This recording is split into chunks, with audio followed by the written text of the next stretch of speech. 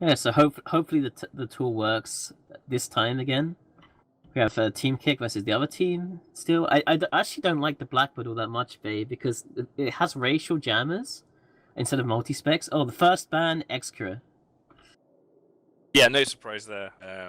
Team Kick wanted to make sure that Hoodie's team is not able to fly that. Blackbird, though, Hoodie respects the Blackbird, and he's banning it out first for his first ban.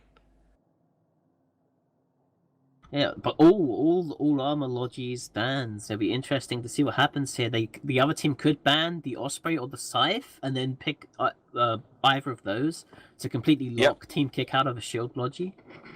Maybe they are listening to me now and wanting to prove me wrong and picking that that last shield and Logi and dominating with it. If you had the choice though of Osprey and Scythe, oh there we go, they're banning outside, so they're probably gonna pick Osprey then, I'm gonna guess. So let's see what support the teams go with. Team Kick probably gonna be denied a Logi. That doesn't mean they're gonna be tied to kind of armor or shield tanking. So they're really gonna have to come up with something. Quite creative here, I think. Hull tanks probably strike strong in this scenario. Yeah, we've seen the whole tank Brutix, the whole tank Megaphon really popular when there has been no Logi available, just because they have so much HP and you don't really care about resist if you don't have a Logi. Punisher, they're locked in, very solid tackler. Picked five out of 5 matches last week. Exploded 4 times. It's got loads of EHP for a frigate. It's got tackle, and it's fairly quick. It's not super quick for a frigate, but it's quick enough to pin down something like a battlecruiser or a battleship. So pretty predictable first pick there for Team Kick. We would have a visual picked up for the other team. So with that visual, probably definitely looking for the Raven or some other like missile based or artillery, any kind of weapon system that benefits from having that bonus target painter. Interesting second pick by them though. They've got the Osprey. We're guessing that they're probably going to pick Osprey for their cruiser, which is obviously going to rep shields. Algos is an armor tanking ship, but they've picked that for their destroyer. Interesting. Oh, and they've gone for the Caracal. They haven't gone for the Osprey. They've gone for the Caracal. So they've got a paints. They've got potentially Logibots from the Algos, and they've also got a high rapid light missile damage, very accurate damage on the Caracal. Yeah, not what we predicted. That's cool. That's interesting. Team Kick now about to pick their cruiser. If I was them, I'd probably take that Osprey. But no, they've already locked themselves into armor with the Punisher. If they want to keep the tackle alive, Osprey is not going to be a good idea. No, but they are going for the Osprey. So they've got a little bit of a mix going here. A little bit. I think the captains are definitely outplaying each other a little bit here. I don't think either of them are going to be 100% happy with their setups. Yeah, I think the other team kind of really baited them into picking that Punisher first, and then just like said YOLO and went for the Caracal. Yeah, I think that's a pretty good description of what just happened. I think maybe Lady Aaron of Team Kick has been throwing a curveball there. But Osprey with its ASB tank, it might just be able to survive the Caracal EPS. The Raven ban here for other team, pretty predictable. Raven obviously integrates nicely with the tower on the Osprey. Yeah, I would have thought they would have probably picked up that Raven themselves with the Vigil, but I guess that since the red team get the first battleship, they don't want to let it fall into Kick's hands. Yeah, and Kick likewise. They don't want the Apocalypse on grid because of it's super strong against the Osprey, able to hit the Osprey with Scorch from 60 plus kilometers and do a lot of damage to it. So yeah, they've got rid of the Apocalypse. The team now going to pick their battlecruiser first. I'm going to guess something like well, no, that's Oracle, not what yes. I was going to guess. Yeah. Speaking of Scorch L. Yep. So in the hands of a good pilot, a lot of damage. And a lot of maneuverability. Team Kick picking up the Hurricane and the Tempest. The Tempest is actually really strong, I think. It has a new and a smart bomb, so it's got a ton of utility. Yeah, jack of all trades. It's got tackle, it can move quickly, it can tank pretty well, it's got reasonable DPS. It's kind of like a middling ship when you're not really sure what's going on. and you haven't got a setup that's particularly focused around one tactic, I think Tempest is a really solid pick. It might be able to dig them out of situations they've got themselves into. Hurricane, obviously, backing that up, really good against enemy tackle. The Algos are going to be sweating with the Hurricane on grid without any Logi. Hyperion locked in there for the blue team, the other team. Hyperion was banned 4 or 5 times last week, I believe. Do you want to tell us why? Well, the Hyperion is kind of like the armor version of the Tempest. It's the king of utility. It has a grappler, it has an MJD, it has a scram. It also has a smart bomb on top of that, I believe. So it's just got so much going for it. It's got it's got like a really solid active tank, very strong armor tank. It's really difficult to break actually, especially if they can kill like most of the stuff there. Like the Hyperion can easily like solo tank like the Hurricane and Tempest, for example, probably. At least for a while. All right, that's fantastic. Thanks for breaking it down, you guys. We're going to pull it back to the studio a little bit and watch or just kind of discuss a little bit about what we just saw here. It seemed like in the last match we saw a lot of both the teams, both Rep Cartel and Volta, had sort of a pocket strategy what they wanted to do, and both teams they just banned out what they thought was strong and then picked based on what a strategy they both wanted. This time it seemed a lot more reactionary. The teams, as Bay and Tony mentioned, the captains seem to be outdrafting one another and trying to do some mind games and like banning things that they wanted just so the other team couldn't get it. I'll open up to the floor of Chester and Madden. What do you guys think about what's just happened? Who has the advantage here? I want to say the other team has the advantage. Their ships in general are just stronger. The question that I have is, can the Oracle kill the Osprey fast enough? If the Osprey goes down in fairly short order, I give other team a massive advantage over. I mean, I definitely agree that like the other team has the advantage just in surprise tactics. Like I don't think anyone here on the desk anywhere expected them to essentially ban the Scythe in preparation for going the Osprey and then not taking the Osprey. I think Kick is like halfway in between armor setup, halfway in between shield. I definitely think when they saw the Algos pick, they went Talwar as like a countermeasure to be like, all right, maybe other teams got some sort of crazy play that we're not prepared for. Let's try something different. But I agree with Chester. I mean, it's just so crazy that they have the advantage.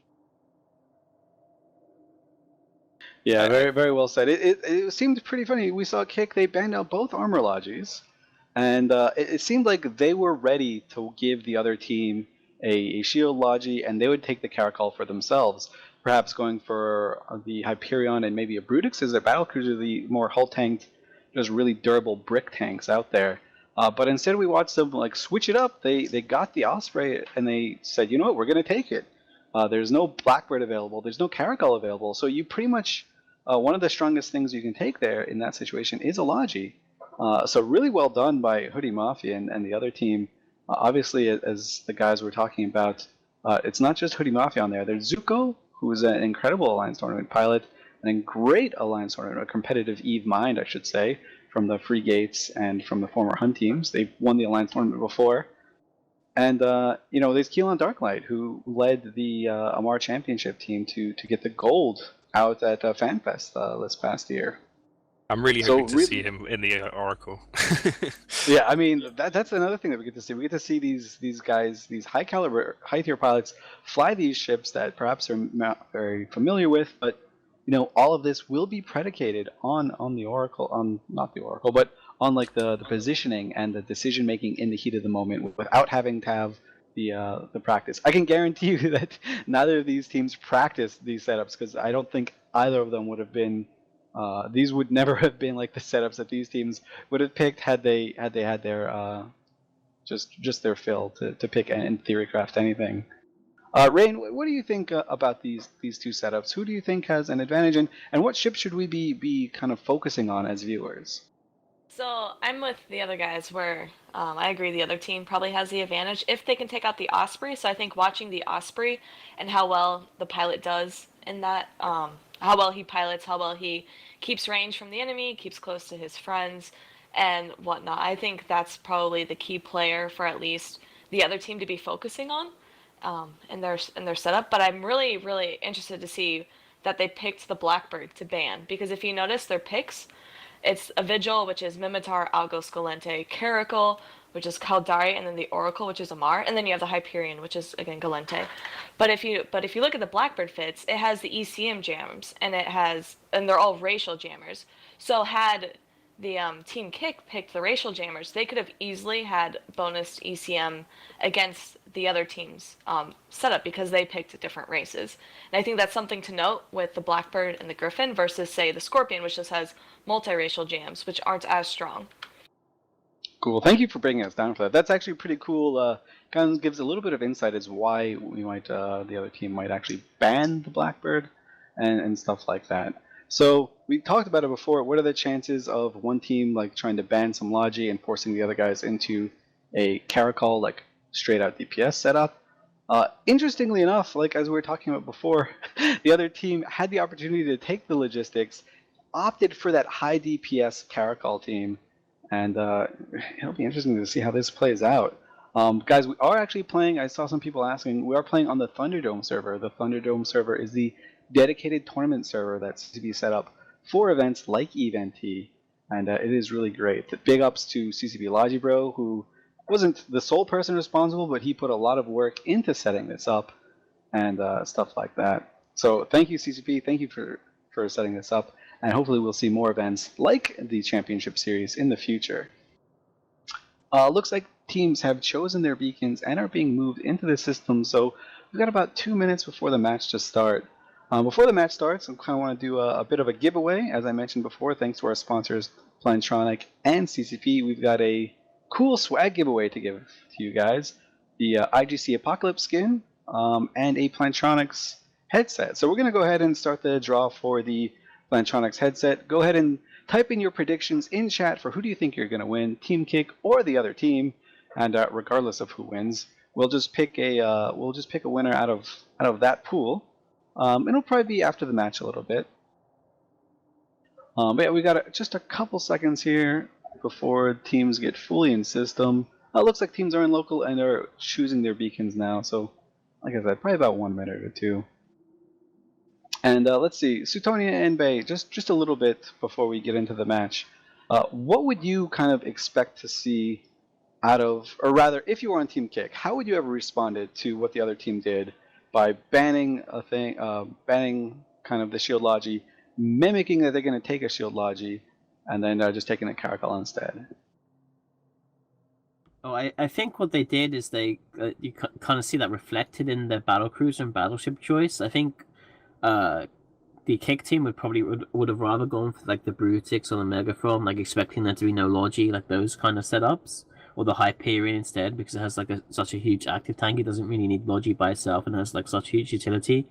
So I think they're swapped into Hurricane and Tempest. The Hurricane's pretty good with artillery. They also got the Tower too, so they can snipe that Algus and that Vigil maybe with those ships. And if they can clear the Algus is probably going to be the only source of rep bots. The Vigil doesn't have bots. The Caracal has almost no drone bay. The Oracle has no drone bay. And the Hyperion's the only thing with like a big drone bay really on their side. So if you can get rid of the Algus really fast, then you get rid of a lot of their like rep potential. Yeah, and I think the way to have done that possibly would have been to abandon the Osprey, even though it is a strong ship, and take the Bellicose. I've seen a couple of people. I think someone brought it last week in the minor league. I could be wrong. It's got rapid light missiles, so it can apply to that Vigil and the Algos pretty effectively. It also has a bonus painter, which would really help the Hurricane hit the smaller ships. And it's also got a decent drone bay, so it can either go Logibots or it can go to extra damage. Given that that the other team hasn't got a lot of logistics capability, you might just want to play them at their own game and just go deep into the DPS space, and just try and outfly them basically. So that could have been one option. But I think they went with a safe one, going with the Osprey, which kind of makes sense, given that they've got the first battleship pick and could have gone for a solid tanky battleship. Cool. Well, thanks a lot, guys. I'm going to send it over to Rain and Madden Conrende, who will be your commentators for this match. Match 2 of the EVNT Major League Series. Let's take it away, guys.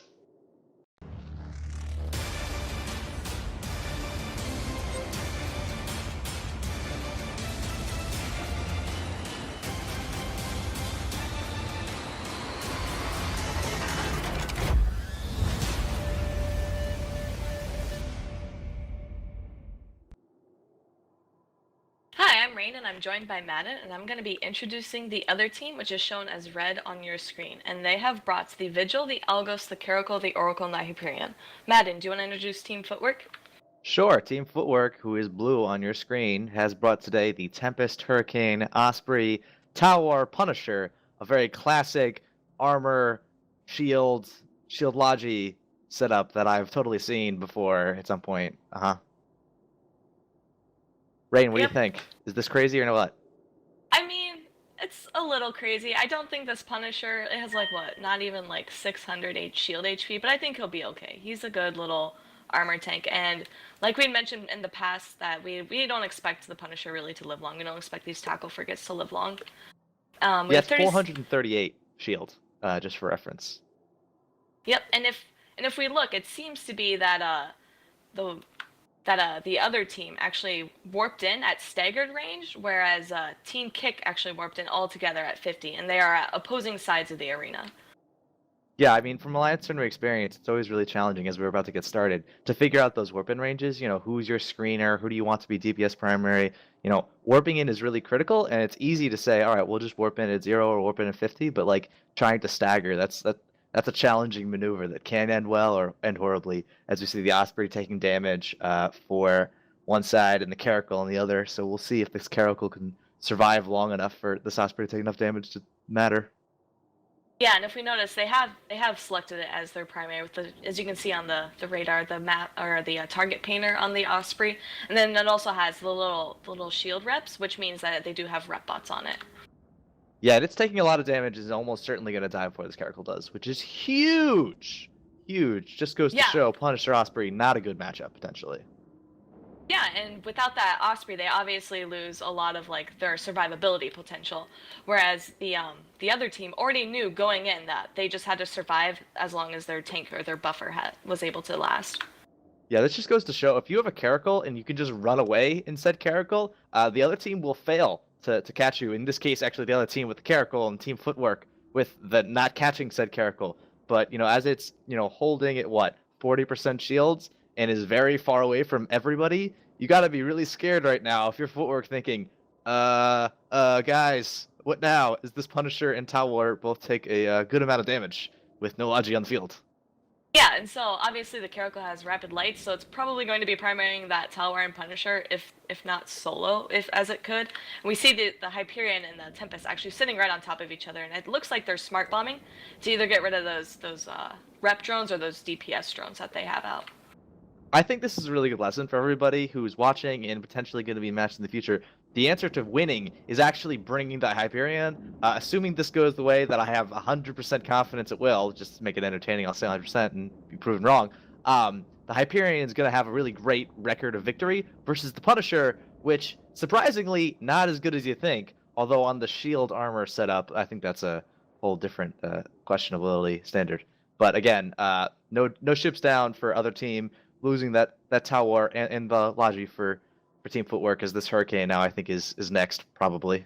Yep, and both the Tempest and the Hurricane already threw their shields, as well as the Punisher, but it's obviously not shield tank, so he can be a little more survivable. This Hurricane looks like he is falling very rapidly though. I gotta say, you know, it's entertaining watching this Tempest lose like that much armor and that much shield so quickly. It's just really fast. This is awesome. I think Hyperion's just great. I mean, they're clearly, it's like the best ship ever made, probably. I think you could argue that pretty effectively. These battleships are sitting on top of each other at like I don't think they're barely even moving. They're just sitting there just shooting each other in the face. And the Tempest goes down. As you predicted, Hyperion is successful. And all they have left is this really Punisher. Beautiful. With that damage, like looking at that at the end, you can see like both ships, you know, they're slowly burning on the inside. That's just glorious to look at. I mean, this is quality Eve right here. Getting to see explosions, pretty ships. This is great as we see the Punisher go down. That was a pretty quick match, not even 4 minutes. And so good fights in local, and we'll send it back to Elise in the studio.